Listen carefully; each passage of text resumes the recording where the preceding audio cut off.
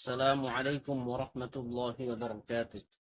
কাছে ও দূরে যে যেখান থেকে আজকের এই ভিডিওটি দেখছেন, সকলকে আন্তরিক শুভেচ্ছা ও অভিনন্দন জানাচ্ছি।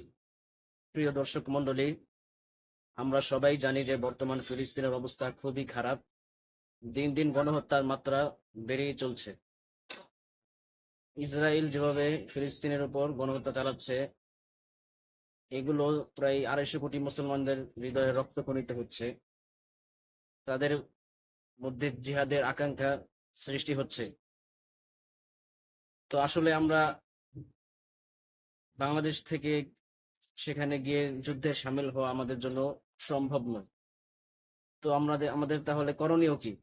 আমাদের করণীয় হচ্ছে আমরা বাংলাদেশ থেকে প্রতিবাদের মেসেজ পাঠাবো সেখানে, যেন ইসরায়েলের মধ্যে কম্পন সৃষ্টি হয় এবং তারা আতঙ্কিত থাকে।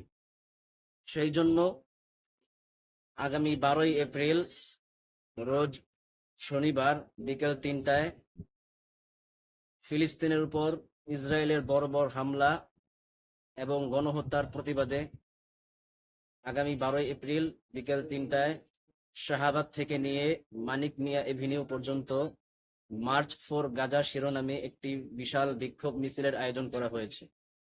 উক্ত বিক্ষোভে মিছিলে উপস্থিত থাকবেন বাংলাদেশের শীর্ষস্থানীয় উলামায়ে কেরাম এবং ইসলামিক স্কলারগণ।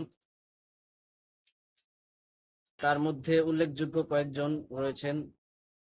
সেখানে উপস্থিত থাকবেন আল্লামা মামুনুল হক হাফিজাহুল্লাহ এবং জনপ্রিয় ইসলামিক বক্তা ডক্টর মিজানুর রহমান আজহারি হাফিজাহুল্লাহ এবং আসসুন্নাহ ফাউন্ডেশনের সম্মানিত চেয়ারম্যান শেখ আহমদুল্লাহ হাফিজাহুল্লাহ সহ দেশের শীর্ষস্থানীয় ওলামা ইকরামগণ সেখানে উপস্থিত থাকবেন।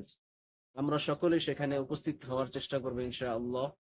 আল্লাহ তাআলা যেন আমাদের ফিলিস্তিনের মুসলমান ভাই বোনকে আল্লাহ তাআলা হেফাজত করুন এবং ফিলিস্তিনের মুজাহিদিনদেরকে আল্লাহ তাআলা সাহায্য করুন।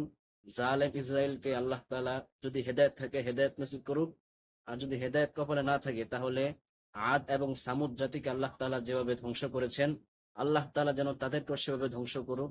আমরা আল্লাহ তাআলার কাছে বেশি বেশি এই দোয়া করব। আল্লাহ তাআলা আমাদের সকলকে তৌফিক দান করুন।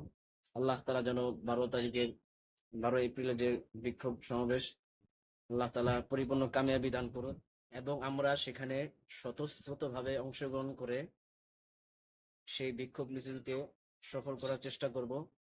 আল্লাহ তাআলা আমাদের সকলকে তৌফিক দান করুন, আমিন।